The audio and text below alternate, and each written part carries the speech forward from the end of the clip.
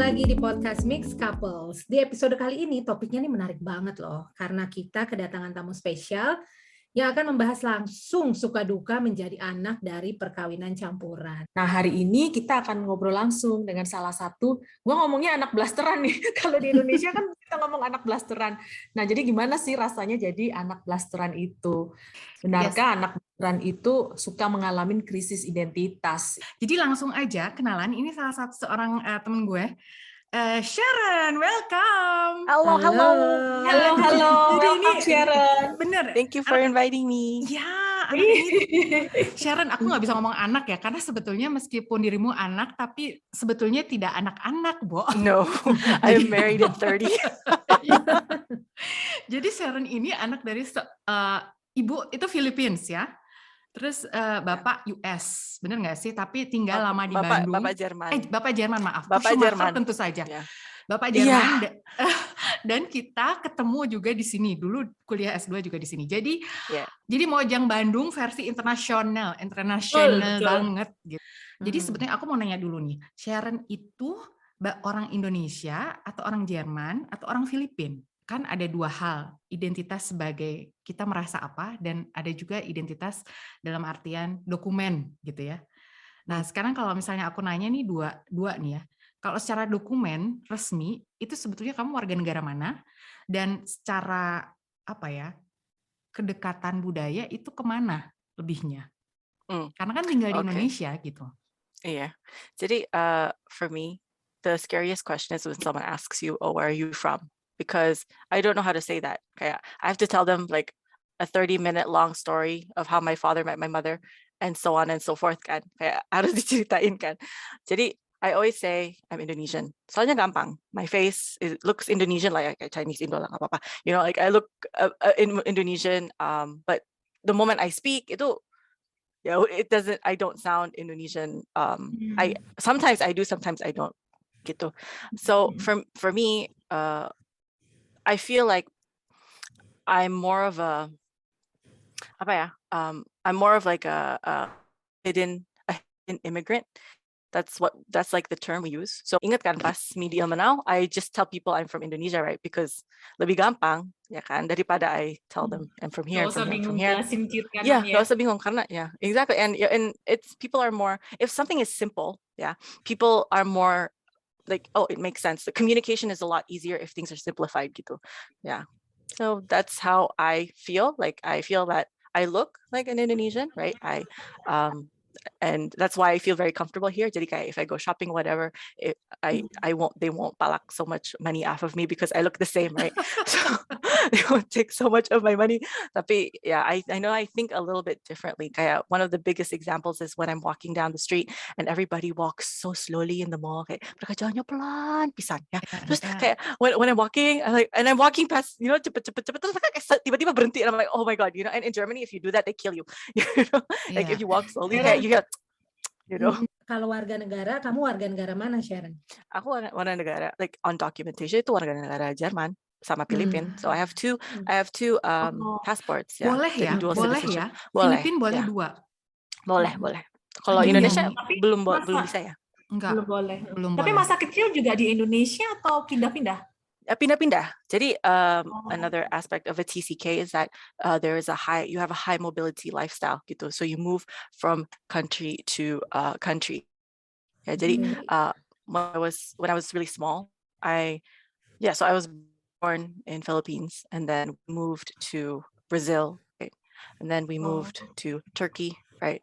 And then we moved to Germany. We moved to so many different places. I have are photos that juga masih kecil kan. And I do remember in Russia for a bit, and we moved to Indonesia. Nah, Indonesia, he loved so much that he was like, okay, I'm gonna stay here. Ya udah. Itu karena pekerjaan orang tua ya, Sharon, kamu pindah-pindah? Yeah, exactly. Tapi kamu pernah mengalami itu nggak sih, maksudnya kayak tadi ya, permasalahan identitas ketika kamu pindah-pindah dan juga mungkin bersosialisasi dengan anak-anak yang lain, kamu pernah nggak mengalami kasus seperti itu gitu? Entahlah mungkin dibully gitu karena merasa you don't look the same mungkin ya kalau misalkan ke Brazil atau kemana gitu, terus jadi mempertanyakan gue ini sebenarnya orang mana sih gitu. Yeah, I feel like I'm always going to be different wherever I go gitu.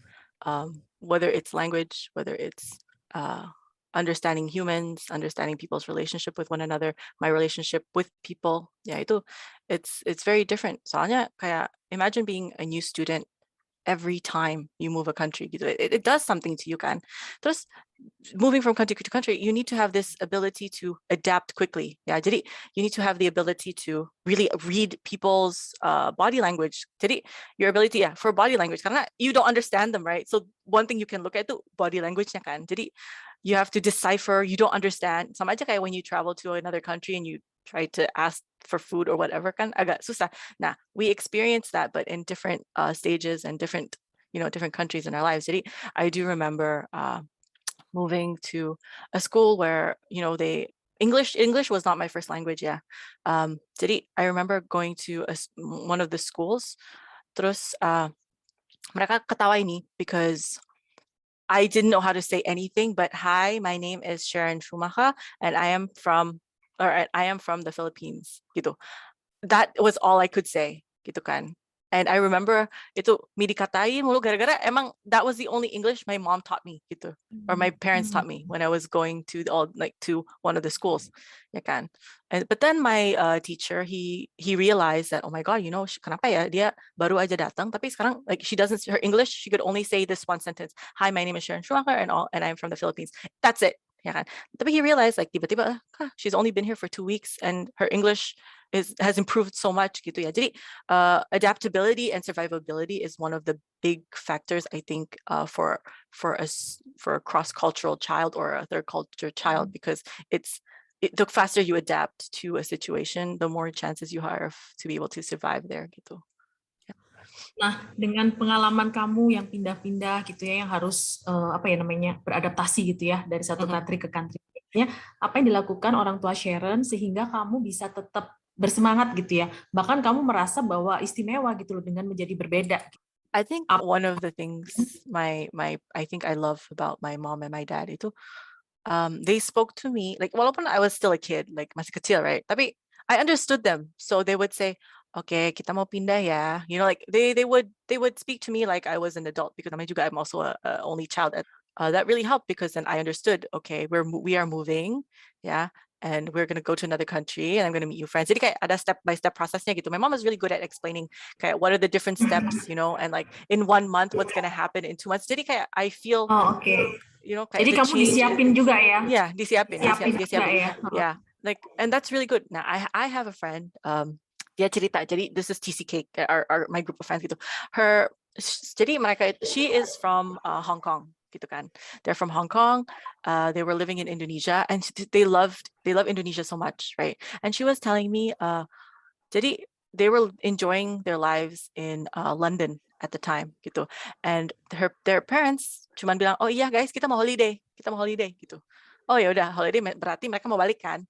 And then they're like, oh, mau holiday kemana? Oh, ke Indonesia. Oh, yaudah. So they thought they were going on holiday, but they realized, why are they staying longer and longer in Indonesia tapi nggak balik gitu, ya.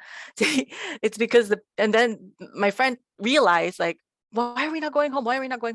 This is your new home gitu, ya kan. Tiba-tiba brek dikasih tahu, this is your new home. Yeah.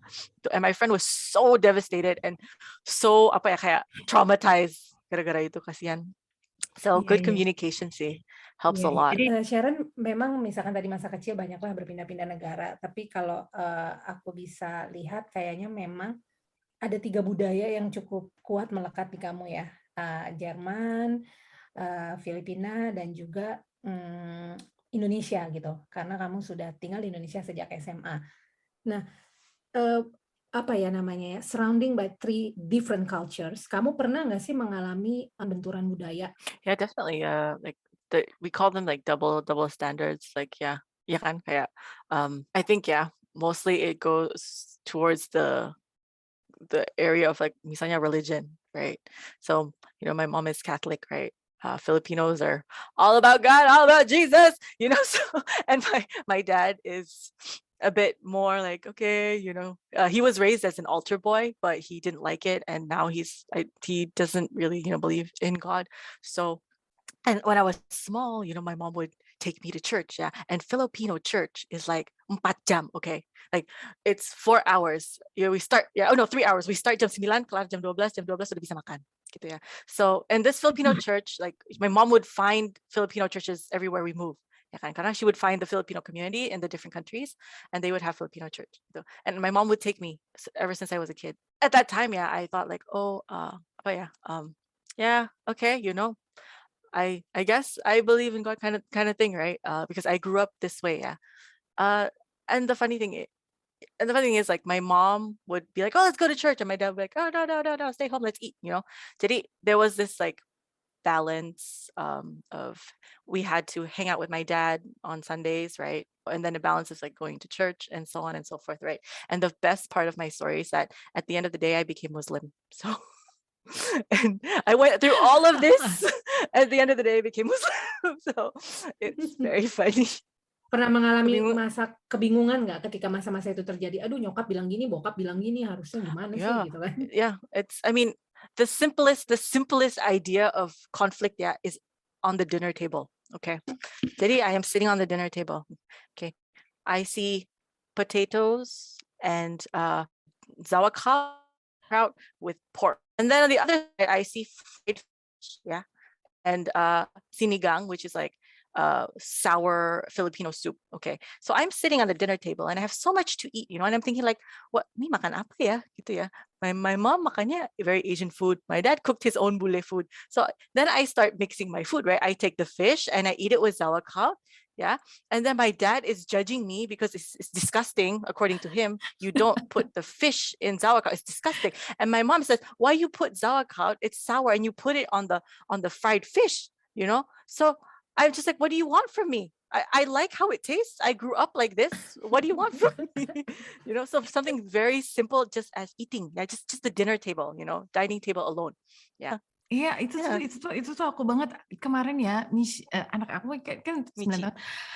Jadi dia itu makan roti gitu ya, terus rotinya tuh dikasih keju, bubuk cabe, terus merica gitu ya. Terus nenek itu yang, ini anak aneh ya, terus dia bilang iya biasa kayak gitu, mama juga kalau makan suka dikasih bubuk cabe, terus kenapa enggak gitu ya. Itu tuh aku baru enggak ya, sekarang memang kayak gitu. Apa sih momen terendah kamu gitu ya yang berkaitan dengan identitas ini gitu? I think this one was pretty intense. That left me like I was so frustrated, and I was crying, and I was getting mad at fiance at that point. Jadi I wanted to renew German passport. I was in Indonesia at the time. When you're living in Germany, you need to be registered in Germany, right? You need to tell the government that you're living there, right? So at the time, I was already living in Indonesia, but I haven't unregistered Germany. Yeah, so that's a problem. See, very, very strict German rules. I wanted to renew my passport, and it was so difficult. Okay, it was so difficult for me to renew karena I was making it in Indonesia. Mereka tanya kayak, kenapa kamu nggak ke Jerman aja?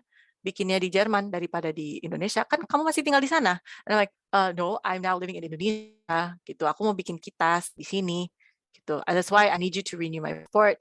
Terus there's a lot of like back and forth going on, and I was so frustrated because it was so hard for me to explain to them that I'm here, live here, but I have the kitas yet here karena aku mau bikin dulu gitu ya. And they're like, well, I can't help you if you don't have any documentation that you are living in Indonesia, and the only documentation is kitas kan. Jadi I had nothing to show where I am from or where I am living, where my home is, nothing. And I was so frustrated. Jadi having everything documented, itu one thing that is so important for kids like me. Yeah, it's just so frustrating. So I guess that was my lowest moment. Yeah, because I felt like I had no home. Indonesia I consider is my home because and if they didn't let me live there, then I would feel that I didn't have a home, So like, for example, Germany is where my grandma is and my uncles are, right? But that's not my home. That's not where I belong, And in Philippines, that's where my parents are. I love my parents, but Philippines is not my home and it's not where I belong gitu ya. But Indonesia is, and that's one of the lowest parts and moments of my life, is because it's like you're not allowed to go into your home gitu loh. Jadi yeah, that's why it was very frustrating, and I think it was one of the lowest times of my life. Menurut kamu, apa sih keuntungan yang kamu rasakan dengan memiliki atau terpapar dengan banyak budaya yang berbeda gitu? Oh, well, I think I keep mentioning this before, but it's really my ability, like one of the skills I think is that my ability to to really connect with a person in a very fast way. Jadi kayak getting to know a person itu for me I can do it very quickly. Like reading body language and stuff like that. Tuh kayak you just get a sense of people better because you experience meeting so many new people over and over and over and over and over again. Ya kan? So you have an idea of okay, ini orangnya kayak gimana, ini orangnya kayak gimana gitu. Just by body language, by tone, by small facial expressions gitu. Karena if you didn't learn how to do that, then because you don't speak the language, if you didn't learn how to do it, you would either be bullied a lot or, get in trouble or whatever can. So this ability to really understand people, I think, is one of them. The second one is really to accommodate. Yeah. So kayak if you're in a room with people who speak different languages, you would all speak, let's say, in English, right?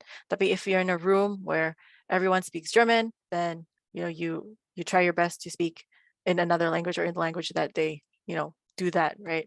And that's one of the things that people, or like TCKs, are very, very good at. I am not very good at that, but I do try my best. Soalnya bahasa Indonesia aku tuh jelek banget ya, maaf. Buat aku terakhir ingin mendengarkan tips nih ya dari Sharon untuk kita, untuk para orang tua mixed couples gitu ya. The very first one is teach them administrative stuff, bureaucratic stuff. Kayak misalnya if you are living on a visa in another country, misalnya, take your child with you, teach them, and tell them why you're doing it and stuff like that. Soalnya, I think that's one of the things that I think I could have learned a little more from my parents is understanding my rights as a German citizen and understanding my rights as a Filipino citizen and what my rights are in the country I'm currently living in. Gitu ya. So I think that's very, very important. I think another tip is do your best to teach your child the traditions of your family again. And I think that's great. Like for example, me, no matter where I am, I will always remember the things I did during Christmas. Because as a German, the Christmas is like the best week of your life, Soalnya, like there's a lot of planning, there's a lot of chocolate, there's a lot of gifts, and like very simple traditions will stick to you for a very long time. Really help ground you and your child in the future. Like it's good to remind them and have them have something to anchor them to their identity, because like it or not, they are going to create their own culture. Because when they're at school, number one, they have their friends, right? And bisa jadi their friends might be Russian, might be Turkish, or wherever juga bisa jadi kan. They're children of immigrants juga kan. Jadi they're gonna learn even more cultures from their friends. Yeah, so it's gonna get really, really confusing. Sharon, ada yang mau ditambahkan lagi sebelum kita tutup? What I wanna say is mostly like, it's okay if you don't know who you are. I think the world, there's a reason why we're put on this earth with many different cultures, right? It's not because we're supposed to be tied down to one. So go explore, have fun, and see where you belong. You can belong in many different places. It's okay. Yeah, and then just embrace who you are gitu ya. There's nothing wrong being different. Oke, Sharon, thank you banget ya. Dan demikian bahasan episode kita kali ini. Dan kalau untuk yang lagi dengerin nih dan pengen ngobrol-ngobrol sama kita di sini, boleh banget loh. Silakan ya kirim ke email mixedcouples.id@gmail.com atau bisa DM ke Instagram kita, dan jangan lupa untuk di-follow ya. Sharon juga di-follow Instagramnya habis ini. Instagram kita @mixedcouples.id. Oke, kalau gitu, see you next time. See you next time. Bye.